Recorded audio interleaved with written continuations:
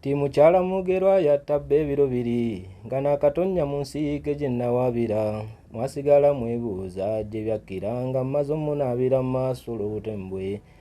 yaliwo yannyumiza lwe yasitula tiyankolimira okudibaga emirembe gye n'anoonyawo okufuna obudamu anti olw'ensi yali mmyufu temusanyusa n'asiisira ku kyalo kato ekinyolo wano mumanyiyo amanyi Kampala mmanyi omuzigo teyasooka ogufuna n'asula ngewa Nabulya Benedicta naye nga bw'omanyi omuntu ateesiba zikweya n'akikina z'ekikolo mu makamuli gattako okusunda ebbeere kitobuta balenzi ne bayaayaana beekato wano mwabo nebba wa Nabulya teyabulamu yaweerezayo naye application Mukyala Mugera ebitone byeyagabana eky'obuttaka yanya banne bye yakifuna yaganya bba wa Nabulya mbe yayagala munnange ye yali amuliisa n'okumusuza wadde oyo yajja lwa Nabulya nti bwe basoma teyamusasira kwebigika mulenzi we ate n'atakoma ku ekyo kukate kuli yagenda okuweza omwezi baaliko bana ebyaddirira byendeeta mulabe bino ddala Mukyala Mugerwa mukazi mumalirivu alabika yali yatonda bulungi ye teyayinanga budde okukaayanya ekibuuzo kyange ekyokubiri abantu babuuza Kafeero eno gundi eno okusinga eri wakati wa Kafeero ne Basudde ani yali akira ku munne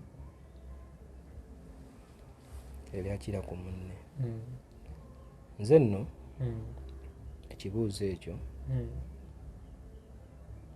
abamu bwe nakiddamu bayinza okulowooza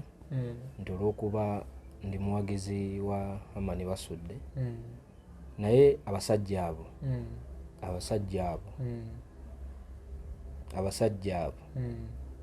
bonna b'amaanyi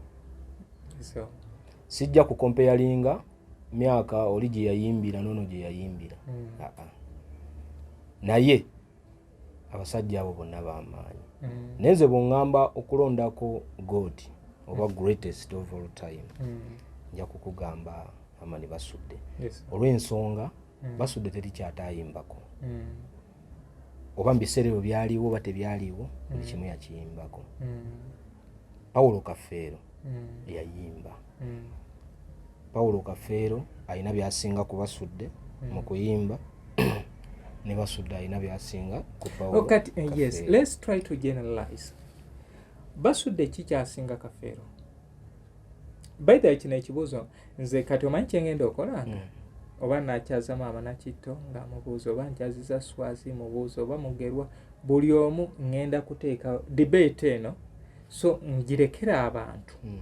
bo bennyini bagenda kubeera nga maybe weziribanga bimpeddeko I'll come up with my analysis depth analysis era mbasomese busomesa nze mbateera awo mbeerangawo naakola ki ono namba 10 y'ogugwe gwakusonseka takugamba nti teeba gwamanyi kyogenda okola ki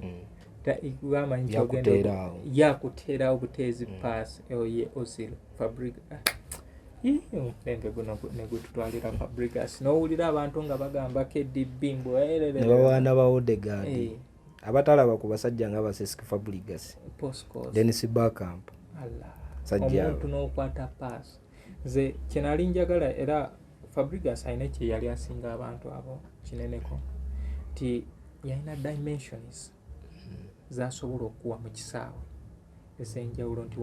onooba oyagala buno obukiri buno akakube wana akakube wali ayise wana akole ki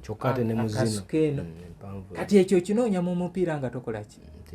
nga tokiraba anyway kale bantu bange tufonzeeko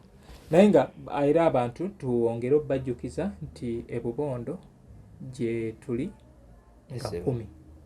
emisiro ginaabeerayo byonna tubeera nabyo eri kuba kulya na kunywa nakuba ndongo gwe jangu oba omanyi kuyimba luyimba lwani ffe tetuboola oba oyimba raga kololi lwe naliyo simanyi oba kakwano kangaako kakyaliyo manyi bakugamba woolwa ku mukolo otuuka mu bagoma naye omukeetuulo ala omusajja nga kale womutunuulira nange ndi lusonjogo naye ate nga ye olaba oba obulamu bwasigala wa ng'atadde muli walagi oba omwenge guno connection kyeriwo n'amataala nga buli wekajjira bwe kati kagenda wali kyokka we tuli mu kukwatira n'otuuka n'ogamba oba nkakwate nkakusukeeri naye ng'ate gwe akalumbi oli waabwe oyinza n'okwesanga yasaawa olina kusirika busirisa era nze ebyo ebiseera ebisinga bye binkalubiriza ogenda ew'abantu omuntu akukyankalanya akoze bw'ati tukuuka tolina kyogenda kukolaki ogenze waabwe olina okuguma woba oyagala okubeerako kyomukola mulinda ajeewo so Sseruganda nyongera obbakowoola ennaku z'omwezi nga 10 kaba kasiki ak'okujjukira emirimu mukadde waffe Nabyamani Basudde beegi yakolera ensi eno enkeera nga 11 kwe kuba okumusabira Amani Basudde Fans Group eya WhatsApp tuyina WhatsApp tuyina Facebook Instagram ne TikTok agala otwegattako enamba nagibasomedde otuukira ku director waffe yennyini Mwami Sserunjogi Frank tuyina enteekateeka nga tugenda kuyitira ewa mukadde eyali munywanyi gwa mukadde waffe Livingstone Kasozi yali menta eddagala lya sirimu lyatutawusa n'abasawo b'ekinnansi nga kwe bali eddagala lya sirimu lyatugomosa n'abasawo b'ekinnansi nga kwe bali oluvannyuma lw'okubula twesirikire buli omu ku munnewe tomagamaga kati ffe bwe tuliggwawo abalya ku miti abatanafuna befuga mayu omukama akole eggwanga eddungi mu bupya nga Sodoma ne Gomora bye byazikirira obanga omulembe gwa Nuuwa bali basomye bwe yalekawo ebitonde byamusanyusa kwate tulyegula ngeri kimu ng'amatire tinno twenenya okubba ebyali mu lugo nze kati ndulindirira ng'embaga waka kuba ddala natambulako sibuzaabuza wadde kaakati naleka n'enzira waka nembalirwako mpozi mbantu balamu kaakati ebiriddirira mu ngo yamanyi oba ddala ndi wakuwona oba omukubafu saba n'abalinziiko butakerewa kubanga nange kwafudde bwento bwenkola sinnawulira nkenyera ndi awo mulamu naye sirimba gwendirawo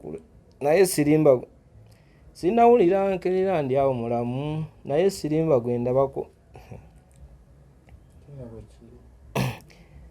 sinnawulira nkenyera ndi awo mulamu naye sirimba gwendabako tugende kaseera kali tufundike noono ow'enduulu ng'ayingirawo Prince omuntu bwakugambanga nti nno twanguwe pima supiidi gy'okozesa naye gyagoba omuntu bwakugambanga nti nno twanguwe pima supiidi gy'akozesa nawe gyogoba eno sipiidi ya sirimu mukutta yakabi naffe batirimbulako twekubirize tuve mu ndowooza eririnda ziwere ensimbi kwosikwatiriza kyokolakola bw'ofuna ezinayokayo wakiri ekiyu tolinda kwagala ozimbe zitemya ziri kwegayirira n'enkya babuwe wasa sirimu aluma omuwulu ebitalumika n'okukwata basooka abatalya waka gwekyenkya nakirya seguku ekyeggulo mbuya bw'ate maama n'akola kyatasuza ntamu abaganda baluzaalirwamu mufunye emmanyi ate ddala tonimbalimba ku bato tegwe wannyuka abakazi atasuza wuwo kakati wasaako obenga ddala olina kasita ne gw'oleeta naye mwekali bwe mulikwatibwa chance ne mutabanako mwetulireka ku nsi muyineyine kati oli naakomawo yannyumira kati ndowooza omukulu ye n'alufundikira najja n'alumaliriza ng'agamba nti nga bwe tutegeraganya abaagalwa abafu teyaleka n'akyalya mpawo mulamu nga bwe tutegeraganya abaagalwa abafu nti amagezi g'okuwona mpawo we gava kome mumwa gw'osonga mba n'okumalwa tikitalo gundi oyo yakoze awabi mwayisinganya avayo gwe nga gy'olaga basi bwe mutuusaayo ate gwe gwenona kye tuba tulingiriza butafa bubi tuyambe bafu bannaffe abali bubi mukama tumugambye kimu atwetegekere omukono yassaako okuwona luwe ofiisi yagiggalawo atamanyamanya kati ategeka byambaga ye mwagiwulira eri kwalisembereza abamuwulira ate teribwako abamutenguwa kati mu kifo ky'okudda mbitaligasa buli omu ategeka empoza ye nange bwe nkoze kyoliwooza n'ekyange empawo kyemmanyi kambiveeko siddamu ate n'embuluutulo weekebere mabega ku kabba egenda ekkirira ku nkokola mpola ate yo sikati ya toopi eraga kasozi okolerera ni gwe ojoyiga onywangako ku bbiya namwe nabafu bannange tulye buli tewali kyakola olw'okuba yooli yali ebya bbiya ye tabitegeera ye era mubuzi okolera yategeeranga bbeere era ng'akulaga nti ebbeere lyeri mutwala era lyakola ate lyasinga okuwoomera era lyasinga okuwoomera omanyi buli omu alina n'ekyo kitamiiza kino kyo kitamiiza naye ekyo kyekyali kikola ki kyekyali nga kimutamiiza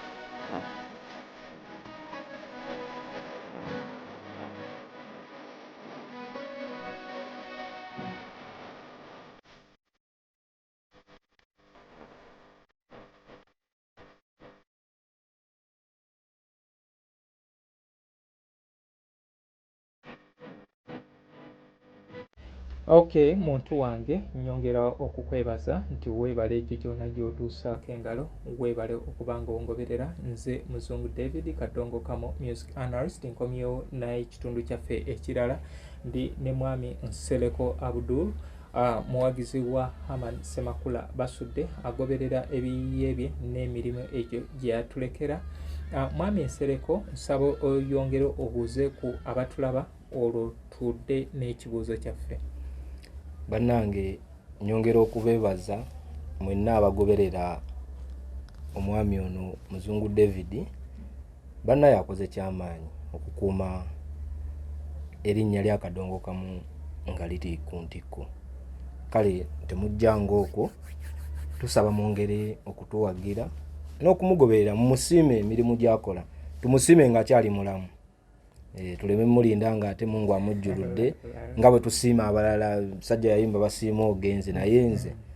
ebimuli byange mbimuwa ng'akyali mulamu ssebo. Okay, webala omulimu gw'okola. Oluyimba mukyala mugerwa ekitundu ekyokubiri olumu Essebo. osobola oddutwamu ku akapera? Essebo. Tuweemu akapera olwo nga tuteekateeka ekibuuzo.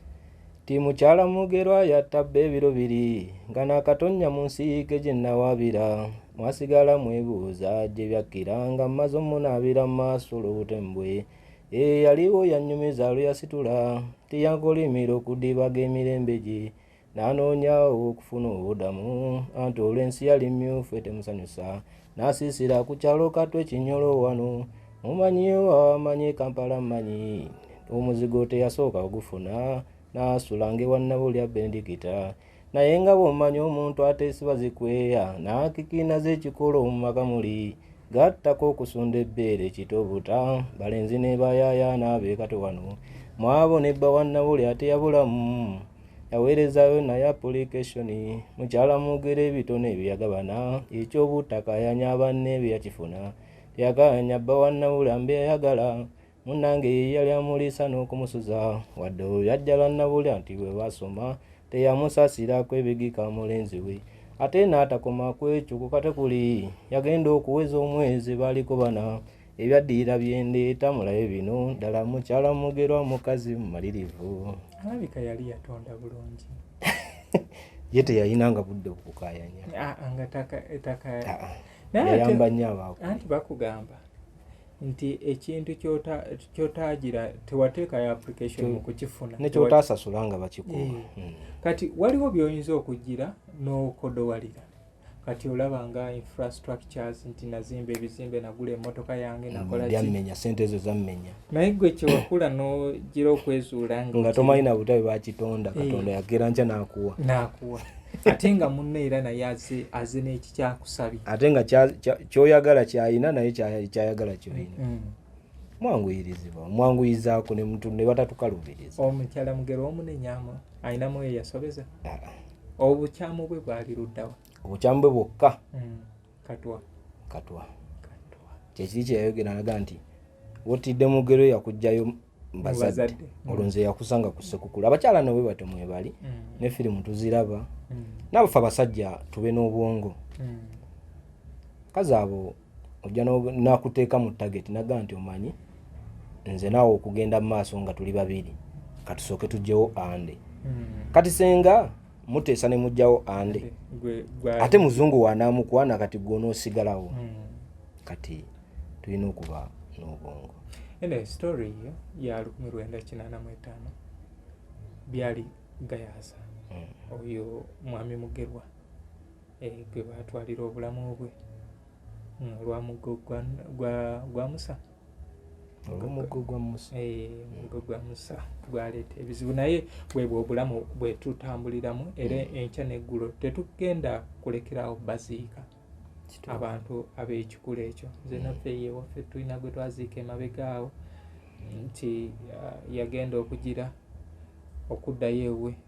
asanga omukyala nga asitudde ate we yasitula yaleeta mumwe. Kale ye olw'embeera eyo nga agira ndowooza nga ataddemu agaali agange nga wafumiitiriza wakuba obufaananyi obusungu ne bumulinnya n'anyungutwa era yamaaliriza akoze ki bambi akitadde kyokka nno ekyali ekibi mu ekyo nti neeno ewaabwe yali ava kutunda ttaka addeyo asanyuse mukyala addeyo eri basanyuka era yakomawo eno nga takyalina bamukomyawo ne bamuteekaawo naku nga bbiri nga lwayaba. So yoyo Hamani Ssemakula Basudde oluyimba olwo yali atandise okubeera ng'akyuka. Hamani Basudde yandibadde nga ne kaakati akyakuba endongo ye ng'eri kusinziira ku Hamani Basudde ennyimba ze ne bye yayimbako nze ngamba buli kimu yakiyimbako. Kati mpazi tomanya yali badde oba kati oba atunyumiza oba bya 20 oba mu 4 maase kubanga bye yayimbako kuva lwe yatandika endongoye kuba batugamba wano ffe emyaka gye tumanyiko yamala mu kisaawe emyaka 9 si bwe kiri. Kati biri bye yayimbanga eri ebubondo ku kyalo ne bamuzeeyise kidde ate muyajjanga oluusi bye kubanga lumu twafunako interview ne muzeeyi Thomas Serunjoji n'atugamba nti ennyimba ezimu okugeza oluyimba lwa mukyala Kandida waliwo omwami omu ku kyalo yamugamba nti nkubiraayo akayimba ng'owaana mukyala wange tegedde oluvannyuma ennyo bwe yali amusuubizza mukyalo oli omwami yali akakubidde oli namuga nti nkubiraayo akayimba ng'ompaanira omukyala era nga batuuka ne batereeza ewaka Basudde n'agenda n'akamuyimbira kati oluvannyuma ennyo bwe yalaba nga oluyimba olwo lusobola ofuuka ogugwe yagukoze amukoledde amusanyusizza n'alukyusa oluyimba olwa mukyala Kandida ye n'akubamu ate nga abuulirira ate birala kati we Basudde nze ŋŋamba oba yali badde yetuulira wali kuba buli kimu yakiyimbako ebintu byali tebinaggwayo naye nze ŋŋamba senga abadde akyali mulamu ate kati yali badde atayimba ate ku biri eyo mu maaso kati ekibuuzo kyange endongo eno eya production olwo olukoba lwe yali akuba tolaba nti wano we yagendera lwali lutandise okubeera nga lukyuka mu production olw'ensonga nti music oyo gye yatandikira kati tujja kuddako mu be bayita bajjajja b'abayimbi basse badduka music waabwe n'endongo yaabwe yali nga ndala kati sere bisinga buli generation ejja n'ebyayo kyova olaba ennyimba z'Abasudde buli tape yali ng'ekyusa endongo ne bali abalala kati for example kati Paulo Kafeero bw'owulira oluyimba lwa muvubuka munnange n'owulira ne yigiyigi yigiyigi olaba nga ekidongo kiggunda nnyo ludigida nnyo ate nga munenno lwa nnaku kati ate muvubuka munnange yes lutambula naye ate endongo yali tevuga nnyo yali zaali ngoma n'egita kati system ezo zigenda zikyuka nti twava mu kusuna obusunyi wano yakadongo n'okkuba amadinda ne tuddanga ogenda mu studio endongo ne bateeka ali obuzindaalo nawali producer nadda wa lwaki nkubuuziza ekibuuzo ekyo mbadde njagala oddemu abantu bo bennyini kubanga be baakimbuuza naye lwakuba nti omuntu osobola omunnyonnyola lwakuba yaba ayagala awulira ekyo production yefuga bino ebintu nti edda production twalina piga twende ye guli omulembe gw'aba Basudde ogwo gw'owulira endongo eri ekola ki ewulugume ye yatuka gwali mulembe nga bagenda mu studio buli omu wa bass n'akwata owa rhythm owa solo n'akwata kati ne bagamba tugenda teekamu kyekirala titwetaagamu okukaawa ensaasa ekola ki egendamu nti ate engoma nti naye ekola ki kegendamu kati bonna ne babateeka ku seti omulundi ogwo ne bakuba yeri ey'Abasudde olukoba luli lwokola ki lwetunyumyako era gye bwandiwongeredde nga waliwo ebyo ebyavaawo nti olukoba nti Basudde yali akuba olukoba twandituuse nga tugamba mu nnyimba ezasooka yali akuba ki olukoba kati later on twajja ne tufuna ze tuyita tracks ne tufuna 4th track 6th track 8th track kubanga awo yagendera twali ku 8th track nti nga producer ajja mwe musobola okujja ne mukubamu gita zammwe kati producer n'ajja ne programming awo programming yali eyingidde mu computer ne bajja ne keyboard ne bakuba keyboard gwe nga wagenze nga kiri kyakoze eki nti kati awo producer yali akutegeerera gwe ng'ekikyo kye bakwagalako ki bigambo ebikuvamu gwe n'obireka eyo kati juzi nali njogera okuluyimba lwa Eggwala lwe yasiibuza ensi yalukola nga 9 ogw'omukaaga 1997 n'aluleka ennaku 3 mu studio ye n'afa teyalulabako omukyalo omu yejja n'aŋŋamba ti yagamba oba limba balala alina engeri gye yastating ekintu wano Sebata yatugamba nti yo oluyimba ng'atwala n'omwaka oba emyezi nga recordinga kati n'alema okutegeera kye nalingezaako okola ki nti music aze akyuka ng'abeeramu ki obudde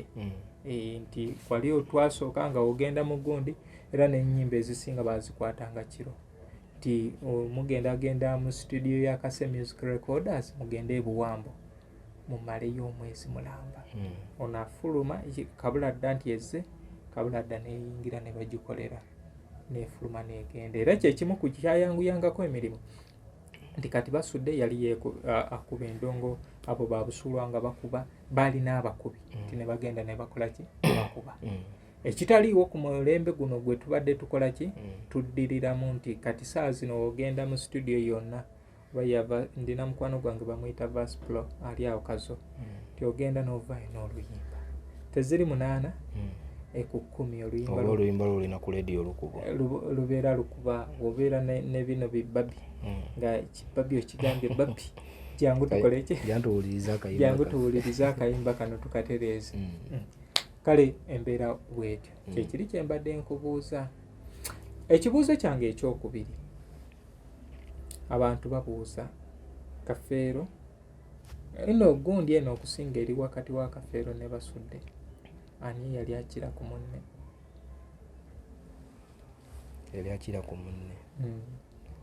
nze nno ekibuuzo ekyo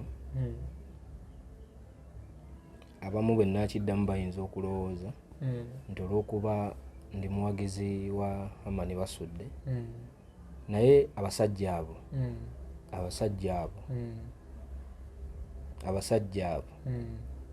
bonna b'amaanyi sijja kukompeyalinga myaka oli gye yayimbira nono gye yayimbira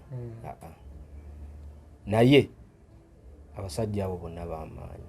nenze bw'ŋŋamba okulondako God oba greatest of all time nja kukugamba Amani Basudde olw'ensonga Basudde teri kyatayimbako oba mu biseera ebyo byaliwo oba tebyaliwo buli kimu yakiyimbako Paulo Kafeero yayimba Paulo Kafeero alina byasinga ku Basudde mu kuyimba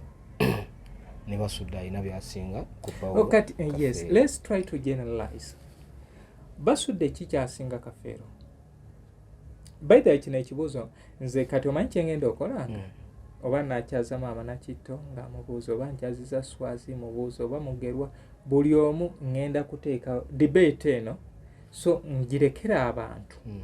bo bennyini bagenda kubeera nga maybe weziribanga bimpeddeko I'll come up with my analysis depth analysis era mbasomese busomesa nze mbateera awo mbeera nga ono akola ki ono namba 10 y'ogugwe gwakusonseka takugamba nti teeba gwamanyi kyogenda okola ki gwamanyi kyogenda yakuteerawo buteezi pass oye Ozil Fabregas nenge guno negututwalira Fabregas n'owulira abantu nga bagamba KDB ne babaana ba Odegaard abatalaba ku basajja nga Cesc Fabregas Dennis Bergkamp omuntu n'okwata pass nze kyenali njagala era Fabregas alina kye yali asinga abantu abo kineneko nti yalina dimensions zasobola okuwa mu kisaawe esenjawulo nti onooba oyagala buno obukiri buno akakube wano akakube wali ayise wano akole ki kyokka ate ne muzino kati ekyo kinoonya mu mupiira nga tokola ki nga tokiraba anyway kale bantu bange tufonzeeko naye nga era abantu tuwongere obajjukiza nti ebubondo gye tuli nga 10 emisiro ginaabeerayo byonna tubeera nabyo eri kuba kulya na kunywa na kuba ndongo gwe jangu oba omanyi kuyimba luyimba lwani ffe tetuboola oba oyimba raga kololi lwe naliyo simanyi oba kakwano kange ako kakyaliyo manyi bakugamba woolwa ku mukolo otuuka mu bagoma naye omuko etuulo ala omusajja nga kale womutunuulira nange ndi lusonjogo naye ate nga yoolaba oba obulamu bwasigala wa ng'atadde muli walagi oba omwenge guno connection kyeriwo n'amataala nga buli wekajjira bwe kati kagenda wali kyokka we tuli mu kukwatira n'otuuka n'ogamba oba nkakwate nkakusukeeri naye ng'ate gwe akalumbi oli waabwe era bwe kiri oyinza n'okwesanga yasaawa ng'olina kusirika olina kusirika busirisa era nze ebyo ebiseera ebisinga byebinkalubiriza ogenda ew'abantu omuntu akukyankalanya akoze bw'ati tukuuka tolina kyogenda kukola ki ogenze waabwe olina okuguma woba oyagala okubeerako kyomukola mulinda ajeewo so Sseruganda nnyongera obbakoowoola ennaku z'omwezi nga 10 kaba kasiki ak'okujjukira emirimu mukadde waffe Nabyamani Basudde beegi yakolera ensi eno enkeera nga 11 kwe kuba okumusabira Amani Basudde Fans Group eya WhatsApp tuyina WhatsApp tuyina Facebook Instagram ne TikTok agala otwegattako enamba nagibasomedde otuukira ku director waffe yennyini Mwami Sserunjogi Frank. Tuyina enteekateeka nga tugenda kuyitira ewa mukadde eyali munywanyi gwa mukadde waffe Livingstone Kasozi yali menta. Omanyi abantu ebimu batya okubyogera batya okubyogera nze olaba Mwami Nsereko wemba nkedde ng'olina kyonkoledde mu bulamu naye tuba tusowaganye tutya ekyo sisobola gaana akola ki kukiteeka ntya naye nze ndina mukwano gwange kameramaani oyo amumanyi mu budde bwaffe obwasembayo okubeera awamu bingi nnyo byeyampisa oba ebitaali birungi naye ate nga ebyo bijja mu 2021 naye nga tuwangadde ffena okuva 2013 kati olowooza emyaka giri emyaka nga 8 nsuubira nti ebirungi byova weeyinga bino ebitono ebyajja mu mwaka nga gumoba mu myezi kati nekino abantu kyekyo kyetubagamba n'osanga omuwagizi obwagizi nga asimba n'amannyo Kasozi ali bwati gundi ali bwati ndina story ginakola oba kusala birungi enfaaye gamba yafa siriimu gwataali musawo kubanga tukimanyi nti blood clotting yagifuna we yalwananga ne Bamate Bamate kubanga nti omulundi ogwasembayo yamusalasala okukwata akambe n'amusalasala era bwetyo kwe kumutwala mu bitundu by'e Namasuba awo we batandika okubeera nga bamujjanjaba bamutwala awo e Namasuba ne babanga bamujjanjaba kale eyo blood clotting nebanga yakola ki yamukosa kati era nti kyekimu ku byamuviirako n'okola ki kubanga she was operated ate laba agenze mu kigunda kya Radio Simba ayimbye nga bamugana okwecyanga era we yaddayo naye we olutyo ne lukola ki ne lutwala naye ng'oli akisimbako essira agamba sirimu so abantu abamu just oba kyekiri oli kye yagamba TikTok okumaaniina nti ye yakuŋŋaanya abantu nga ye omuntu kyasanze kyakola ki kyayogera tasobola kufumiitiriza nti I'm going to say this kiyinza kubeera nga kikola impact ki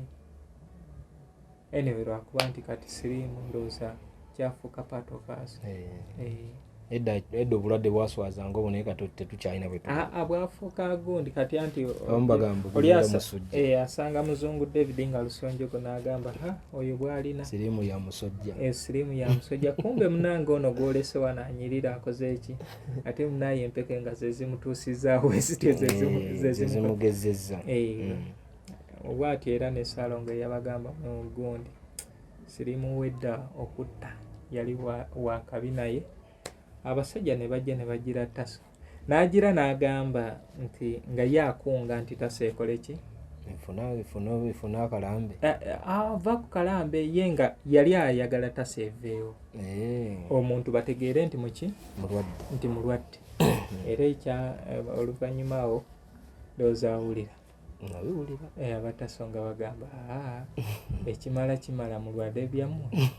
kati ndina ne gundi eyanyumira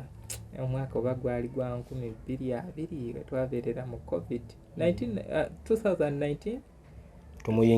tuyingira olwo covid nga tuyingira 2020 oba mu gwokusatu bakegulirewe pa buli yakozesa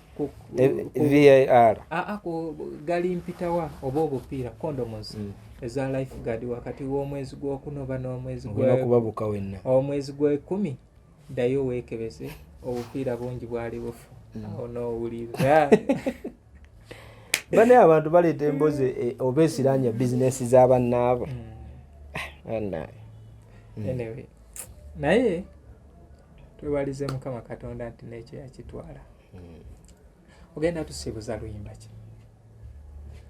ng'ovudde ku Salongo Hamani Semakula basudde George Sebo wa Mugonza muyimbi ki gwosobola okuba nga otuyimbira molinayo akayimba k'akasozi konna komanyi luyimba ki nina nabumpenje nina bwendiba nga nfudde duniya weeraba okusajjalaata nababi ow'embikko no yafa 1992 oyo muka kitange yandiise tayidde yasooka luyimba 87 n'aluddamu 88 nina komawo nnyambe ebbaluwa ya naiti nyimba nyingi kadongo kamu obwongo bwange ekyamazima omutwe gwange guno gujjuddemu nyimba za kadongo ndina mukwano gwange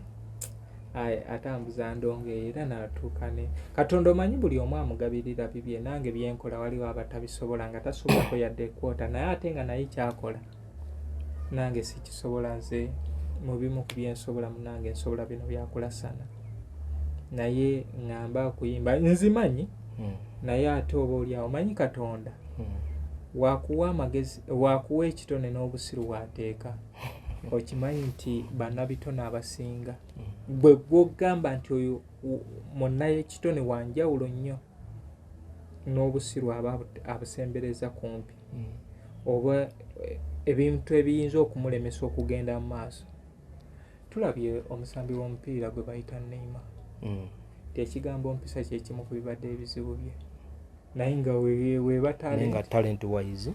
olaba nga wamaanyi wano bangi baatuuka nga omuyimbi tyomusanga nga wamaanyi walinnya naye nga ye mwenyini tasobola kwemanaginga yeetaaga kumanaginga ki okumanaginga kikuba kutegeerera nga gwe kennyini tokyasobola kwetegeerera waliwo akayimba gundi ka kasozi bwe ndiba nfudde ndwagala nnyo kubanga ntunuulira nnyo ku ssaawa eyo esemba ffenna kubanga tukkirize tugaane bwebwe obulamu bwe tukola ki bwe tutambuliramu bwena olugendo lwo olusemba lweru olina okubeera ng'ovaayo nabumpenje yanyumira nnyo storytelling ekyali mugundi eyakayi ekyali erakaayi naye ate nga waliwo era olulala gundi byali ludda lw'eggaba era naye omukyala yagira ki yagenda mu loogi naye omukyala oyo yali nga amasuka ekiro ng'ateeka omusinde nga famire yaabwe ekola ki era around mu myaka gy'ekinaana famire eyo emanyiddwa nnyo eggaba awo baali basazi ba mpewo baali empewo nga bakola ki so ogenda tuwa mu luyimba ki olwa Livingstone Kasozi mbaweemu akapera ka nabumpenje sina buzibu tinnalanga lwenzija tunyumye nga mbagemu obuteekwasa nange nenfuba ntuuke kituuse ne mbasangiriza kino mukama yakinkwasa nali sikirowoozanga nalabirawo nange ate kyenava nzija nkwaze era nakati wendi wano osanga sandituuseewo naye mmwe wampaga nvimbe waddaaya sajja bwe basengekanga ebigambo naye ebigambo ebyo byalagawa ebigambo ebyo ati nga bwe tugambye nti esookera ddala lwakuba olumu osobola okwogera oluusi ne bikuviiramu obuzibu naye basajja nakati abakyasobola okusengeka ebigambo we bali naye tolina wogenda kutwala luyimba lwa ddakiika 10 balukukubire kyova olaba abasajja nga boolaba walukagga basala ennyimba kati ayimbira eddakiika 5 naye nze nkugamba waliwo kye tuyita mindset kituufu bagamba nti mainstream egenda egwa enkya neggulo mainstream ekola ki egenda eggwawo olaba bino ebintu kwata oluyimba lwo lw'eddakiika 10 oluteeke kuno tulabe oba YouTube Facebook TikTok egenda kugamba nti oluyimba lwo luwanvu kati abantu abalaba emikutu gino egimugatta bantu bangi okusinga abakola ki abalaba TV kuba kati nze nange ne bwembanze obudde bwe mmala ku ssimu yange bungi okusinga obudde bwe mmala nga mpuliriza radio nze kati eno giraba ndabirako mupiira ebeera eraba YouTube kyokka tulina budde ate ntega mawulire sina budde wa TV kati nzire mu kugira TV ate tuyombagane n'omuntu oba oluma nti banaffe abaweereza ebintu ebyo tebaagala bawabula okeera n'omugamba nti munaye waawe okozeemu ensobi nti lwaki gwesi gwakola wano kati okwewala ebyo byonna era nze oba olumu ndabako mukodomi wange Kabyanzo kubanga at least ye n'omugamba nti agamba bambi thank you naye bano abasinga ojja mutereeza anyiike bunyiisi n'agambe munaye kale ne twewala nze kati radio njiwulireko kyo ate nga buli omu ali wano tuyinza okuba nze wano yinza okuba nga mpezaawo radio eyo eriko radio kuno kuliko radio waliwo n'akalala kano kenna nako kaliko radio naye mala n'olunaku nga sina radio gyapulize kati mpulizeeko ki nga buli kimu nsobola okisanga ku social media so nsaba osiibule kwabo abatulaba bannange mwenna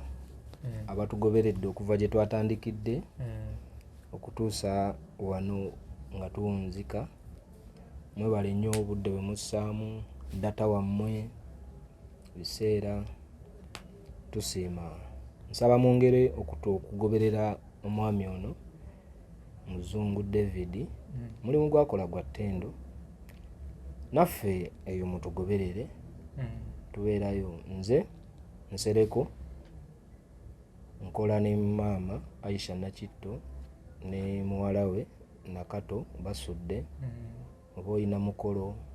oba gwakwanjula ennyimba ez'omukwano tuzirina Nakato alina ennyimba ez'omukwano ne muzeeyi basudde imaka Namagenda sanyusa okulaba omweyagalire maama sanyusa okulaba omwe alo oluyimba nga bafulumya omugole wali mbutuufu n'oluteekamu wali kati kankubuulire gwe omuntu gwakwata ekintu n'okibatiza teriyo oluyimba lwa nnaku teriyo oluyimba lwa ssanyu walumba ezaaya lwa nnaku naye ate lwa ssanyu nze okimanyi nti osobola oddufuulamu olw'essanyu otya taata we yagenda mikwano gye bagenze abantu bangi b'obadde nabo nga bagenze ogamba walaayi kanguleyo wali kiro nguleyo n'ebyokunywa nsanyukemu n'oteekako oluyimba olwo n'olutumbiza n'okola ki n'osanyuka vibe n'ogirinnyisa kati yo oli buli omu oluyimba lumuyamba kusinzirira ku ki ekyo ekimuli mu ndowooza nti walumba ettanda osobola oddufuula oluyimba lwo olw'essanyu n'owulira n'otandika okufumiitiriza kuba naye bwe yali aluyimba yateekamu ate ebigambo ebisesa alina we yagambirawo nti alisoma amabugo aliba ku ddimu ezzibu kubanga bba abakazi abadde na lukunkumuli kati omwami oyo ye wadde lwalinga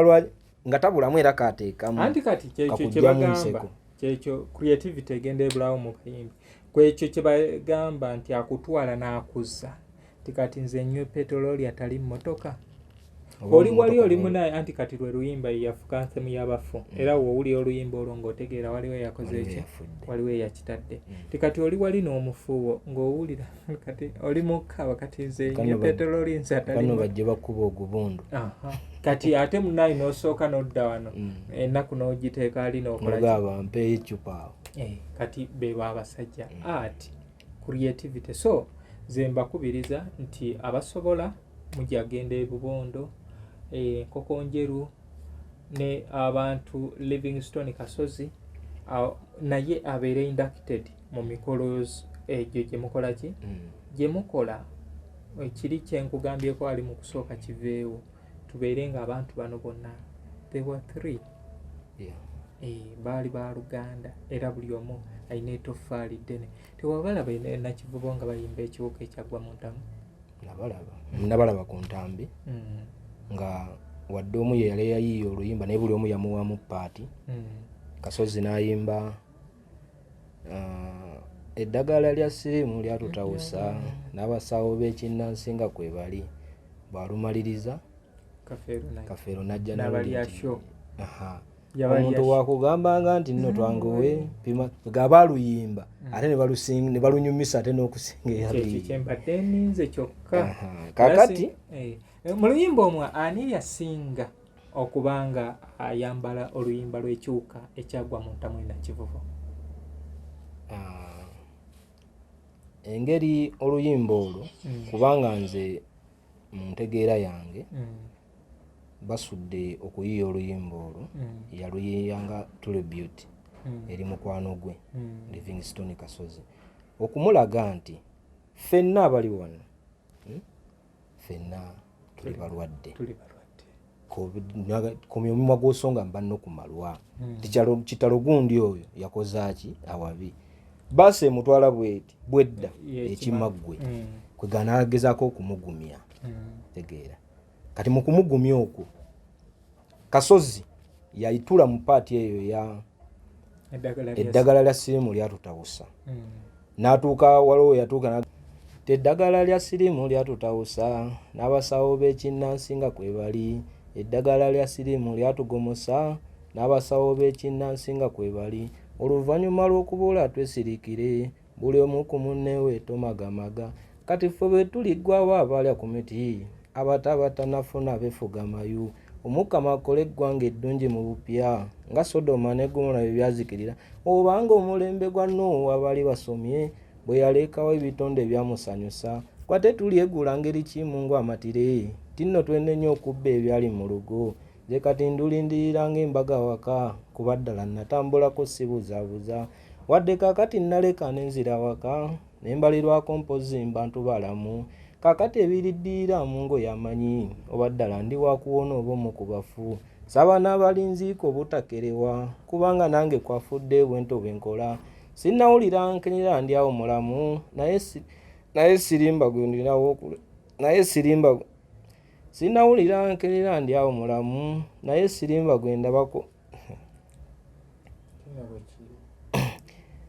sinnawulira nkenyera ndi awo mulamu naye sirimba gwendabako tugende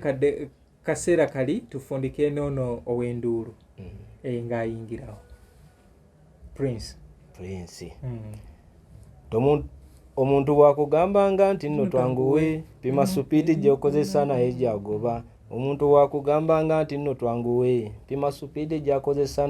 nawe gyogoba eno sipiidi ya sirimu mu kutta yakabi naffe batirimbulako twekubirize tuve mu ndowooza eririnda ziwere ensimbi k'osikwatiriza kyokolakola bw'ofuna ezinayokayo wakiri ekiyu tolinda kwagala ozimbe zitemya ziri kwegayirira n'enkya babuwe wasa sirimu aluma omuwulu ebitalumika n'okukwata basooka abatalya waka gwe ekyenkya n'akirya seguku ekyeggulo mbuya bw'ate maama n'akola kyatasuza ntamu abaganda baaluzaalirwamu munfunye emmanyi ate ddala tonimbalimba ku bato tigwe wannyuka abakazi atasuza wuwo kakati wasaako obenga ddala olina kasita ne gw'oleeta naye mwekali bwe mulikwatibwa chance ne mutabanako mwetulireka ku nsi muyineyine kati oli nakomawo yanyumira kati ndowooza omukulu ye n'alufundikira najja n'alumaliriza ng'agamba nti nga bwe tutegeraganya abaagalwa abafu teyaleka n'akyalya mpawo mulamu nga bwe tutegeraganya abaagalwa abafu nti amagezi g'okuwona mpawo we gava kome mumwa gw'osonga mba n'okumalwa tikitalo gundi oyo yakoze awabi mwayisinganya avayo gwe nga gy'olaga basi bwe mutuusaayo ate gwe gwenona kye tuba tulingiriza butafa bubi tuyambe bafu bannaffe abali bubi mukama tumugambye kimu atwetegekere omukono yassaako okuwona luwe ofiisi yagiggalawo atamanyamanya kati ategeka byambaga ye mwagiwulira eri kwalisembereza abamuwulira ate teribwako abamutenguwa kati mu kifo ky'okudda mbitaligasa buli omu ategeka empoza ye nange bwe nkoze ky'oliwooza n'ekyange empawo kyemmanyi kambiveeko siddamu ate n'embuluutulo weekebere mabega ku kabba egenda ekkirira ku nkokola mpola ate yo sikati ya toopi eraga kasozi okolerera ni gwe ojja oyiga onywangako ku bbiya namwe nabafu bannange tulye buli tewali kyakkola olw'okuba yooli yali ebya bbiya ye tabitegeera ye era mubuzi okolera yategeeranga bbeere era ng'akulaga nti ebbeere lyerimutwala era lyakola ki lyasinga okuwooma era lyasinga okuwooma omanyi buli omu alina n'ekyo kitamiiza ekyo nakyo kitamiiza naye ekyo kyekyali kikola ki ye kyekyali nga kimutamiiza nga era tufundikira tolaba nti abasajja bano ekintu kino kyali kyanjawulo nnyo Kasozi wakomawo e Bulaaya yakola olugendo lwa Amerika Israel liteeka ku record label nti singa wano omuntu ayiiya eddoboozi we liba nga terivaayo n'afuna gwaliwa n'ayimba nti bo eri e Bulaaya osanga omuntu alina oluyimba lumu naye nga n'okuvuga akola ki naano nti osanga omuntu alina ennyimba 100+ naye nga munaayirwa mwavu ki lukyo kubanga natunuulira ekyamazima abasajja abo nga bapafominga oluyimba nga balubbye ku nnannyinirwo era baalumubbako ndowooza gwe nsoose okulaba baalumubbako gemazima basudde abasajja Kasozi ne Kafeero eyasooka olukwa Kasozi mu maakati awo ye naye Kafeero najja n'akola ki n'alutwalira ddala kale si bulaba tulaba bannange mwebale nnyo mwenna ababaddeko abatugoberedde tusiima tusaba mwongere obuwagizi bwammwe nga bwe mbadde nkyabagamba tukola oba olina mukolo ki oba mukolo ki ffe buli kika kya luyimba tukirina maama Nakitto by the way abantu bano ebibabuzaabuza Kabuladda yavaamu abantu babiri Kabwejungira Pembe abamu be balinga bamuyita maama ne basudde n'omukyala Fiona Nakayiza ndowooza n'embalire naye abantu bonna abasigadde abantu bonna abaali bakola mu Kabuladda Sylvester Busula waali Musonyi wa Jita ate muyimbi Robert Kagulire Salongo Mwebe bonna we bali Aisha Nakitto Jenny Basirika mpozi ne senge yatufaako senga Nabiryo naye ne tumulisikiza mulongo Nakato era bw'owulira Nakato ayimba ogamba nti Nabiryo yavuddeyo emagombe kale nno tusaba mutuwagire namba z'essimu eyange ey'okkubako eri 0752 85 69 62 0752 85 69 62 New Subs Fashions.